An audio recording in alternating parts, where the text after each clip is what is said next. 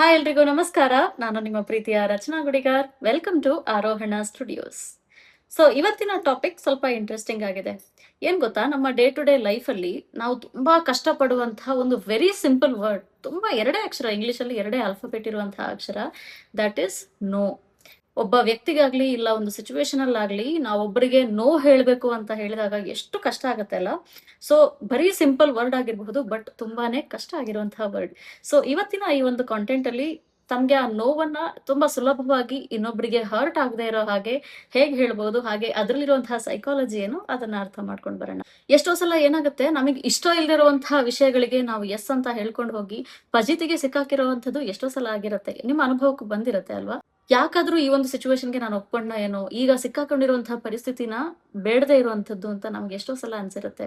So ಇದು ಯಾವಾಗ ಆಗುತ್ತೆ, ನಮ್ಗೆ ಇಷ್ಟ ಇಲ್ಲದೆ ಇರುವಾಗ್ಲೂ ಕೂಡ ನಾವು ಒಬ್ಬರನ್ನ ಸಮಾಧಾನ ಮಾಡ್ಲಿಕ್ಕೆ ಬೇಕಾಗಿ ನಾವು ಎಸ್ ಅಂತ ಹೇಳಿರ್ತೀವಲ್ಲ, ಇಂತಹ ಸಿಚುವೇಶನ್ ಅಲ್ಲಿ ಆಗಿರುತ್ತೆ. ಸೊ ಇದನ್ನ ತುಂಬಾ ಈಸಿಯಾಗಿ ಅವಾಯ್ಡ್ ಮಾಡ್ಕೋಬಹುದು. ಎಷ್ಟೋ ಸಲ ನಾವು ಇಷ್ಟ ಇಲ್ಲ ಅಂದ್ರೂ ನೋ ಯಾಕೆ ಹೇಳ್ತೀವಿ ಅಂತ ಹೇಳಿ ಆದ್ರೆ, ಒಂದು ಎದುರಿನ ವ್ಯಕ್ತಿಗೆ ಬೇಜಾರಾಗಬಾರ್ದು ಅಂತ ನಮ್ಮ ತಲೆಯಲ್ಲಿ ತುಂಬಾ ಸೊಸೈಟಿ ತುಂಬಿಸಿಟ್ಟಿರುತ್ತೆ. ಏನು ಅಂತ ಹೇಳಿದ್ರೆ, ನಾವು ಎಲ್ರಿಗೂ ಒಳ್ಳೆಯವ್ರಾಗ್ತಾ ಇರ್ಬೇಕು. ಆಬ್ವಿಯಸ್ಲಿ ಎಲ್ಲರಿಗೆ ಒಳ್ಳೆಯವರಾಗಿರೋದು ಒಂದು ಲಿಮಿಟ್ ವರೆಗೆ ಓಕೆ. ನಮ್ಮನ್ನ ನಾವು ಕಳೆದುಕೊಳ್ಳುವಷ್ಟು ಎಲ್ರಿಗೆ ಒಳ್ಳೆಯವರಾಗ್ಲಿಕ್ಕೆ ಹೋದ್ರೆ ನಮ್ಮನ್ನ ನಾವು ಕಳ್ಕೊಳ್ತೀವಿ. ಸೊ ಅದಾಗ್ಬಾರ್ದು ಯಾವತ್ತಿದ್ರು ಅಲ್ವಾ? ಸೊ ಒಬ್ಬರನ್ನ ಪ್ಲೀಸ್ ಮಾಡ್ಲಿಕ್ಕೆ ಬೇಕಾಗಿ ಆಗಿರುತ್ತೆ. ಇನ್ನೊಂದು ಏನಾಗುತ್ತೆ ಅಂದ್ರೆ, ನಮ್ಗೊಂದು ಭಯ ಇರುತ್ತೆ, ಎಲ್ಲಿ ಆ ವ್ಯಕ್ತಿ ನನ್ನನ್ನ ಬಿಟ್ಟು ಹೋಗ್ತಾನೋ ಏನೋ, ಎಲ್ಲಿ ಆ ಒಂದು ರಿಲೇಶನ್ಶಿಪ್ ಹಾಳಾಗತ್ತೆ ಏನೋ ಅನ್ನೋ ಒಂದು ಭಯ ಇರುತ್ತೆ. ಅಂಡ್ ಮೂರನೇದು ಅಂತ ಬಂದ್ರೆ ಒಂದು ಗಿಲ್ಟ್ ಕಾಡುತ್ತೆ. ಅವ್ರಿಗೀಗ ನಾನು ನೋವಂತ ಹೇಳಿದ್ರೆ ಅವ್ರಿಗೆ ಬೇಜಾರಾಗತ್ತೆ ಏನೋ, ಆಮೇಲೆ ನನಗ್ ನಾನು ತುಂಬಾ ಪನಿಷ್ಮೆಂಟ್ ಕೊಟ್ಕೊಳ್ತಾ ಹೋಗ್ತೀನಿ. ಆ ಒಂದು ಗಿಲ್ಟ್ ಇಂದ ನಾವು ನೋ ಹೇಳೋದಕ್ಕೆ ತುಂಬಾ ಕಷ್ಟ ಪಡ್ತಾ ಇರ್ತೀವಿ.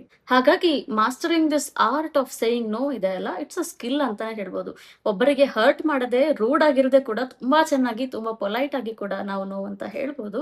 ಹೇಗೆ ಹೇಳೋದಪ್ಪ ಅಂತ ಹೇಳಿ ಆದ್ರೆ, ಮೊದಲಾಗಿ ಯಾರೋ ಒಂದು ಆಫರ್ ಕೊಡ್ತಾರಂತ ಹೇಳಿದ್ರೆ ಸ್ವಲ್ಪ ಗ್ಯಾಪ್ ತಗೊಳ್ಳಿ. ಅದಕ್ಕೆ ನೀವು ರೈಟ್ ಅವೇ ಹಾ ಆಗತ್ತೆ, ಇಲ್ಲ ಹಾ ಇಲ್ಲ ಅಂತ ಹೇಳಿ ರೈಟ್ ಅವೇ ಹೇಳಲಿಕ್ಕೆ ಹೋಗ್ಬೇಡಿ.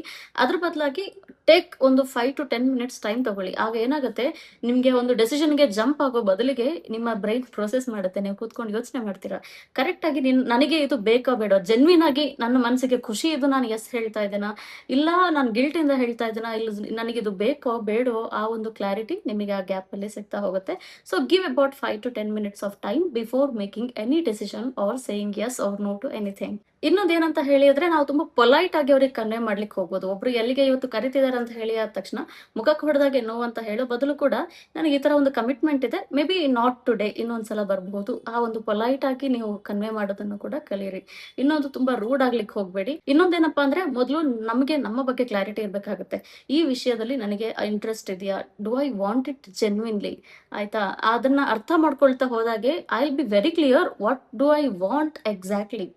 ಸೊ ಆ ಒಂದು ಕ್ಲಾರಿಟಿ ನಮಗಿದ್ದಾಗ ಏನಾಗುತ್ತೆ, ಹೊರಗಿನವರಿಗೆ ನಾವು ನೋ ಅಂತ ಹೇಳಲಿಕ್ಕೆ, ಆ ಒಂದು ಕ್ಲಾರಿಟಿಯಲ್ಲಿ ನಾವು ಇಲ್ಲ ಅಂತ ಹೇಳಲಿಕ್ಕೆ ತುಂಬಾ ಈಸಿ ಆಗ್ತಾ ಹೋಗುತ್ತೆ. ಹಾಗೆ ಇನ್ನೊಂದು ವಿಷಯ ನಾವು ಅರ್ಥ ಮಾಡ್ಕೊಳ್ಬೇಕಾಗಿರುತ್ತೆ, ಒಬ್ರಿಗೆ ನೋ ಅಂತ ಹೇಳ್ತಾ ಇದ್ದಂಗೆನೆ ಎಷ್ಟೋ ವಿಷಯಗಳಿಗೆ ನಮಗೆ ನಾವು ಎಸ್ ಅಂತ ಹೇಳ್ಕೊಳ್ಳೋದು. ಯಾಕಂದ್ರೆ ಅಲ್ಲಿ ನಾವೊಂದು ಸ್ಲೈಟ್ ಬೌಂಡ್ರಿಯನ್ನ ಹಾಕ್ತಾ ಹೋಗ್ತೀವಲ್ಲ, ಅದು ಏನ್ ತೋರಿಸುತ್ತೆ, ನನ್ನನ್ನ ನಾನು ಗೌರವಿಸ್ಕೊಳ್ತಾ ಇದ್ದೀನಿ, ನನ್ನ ಪೀಸ್ ಆಫ್ ಮೈಂಡ್ ಅನ್ನ ನಾನು ರೆಸ್ಪೆಕ್ಟ್ ಮಾಡ್ತಾ ಇದ್ದೀನಿ. ಎಷ್ಟೋ ಸಲ ನೀವು ಬೇಡದೇ ಇರೋ ವಿಚಾರಕ್ಕೆ ಎಸ್ ಹೇಳಿರೋದ್ರಿಂದ ನಿಮ್ಮ ಜೀವನದಲ್ಲಿ ಎಷ್ಟು ತಲೆಬಿಸಿ ಅಂತ ಬಂದಿರುತ್ತಲ್ವಾ?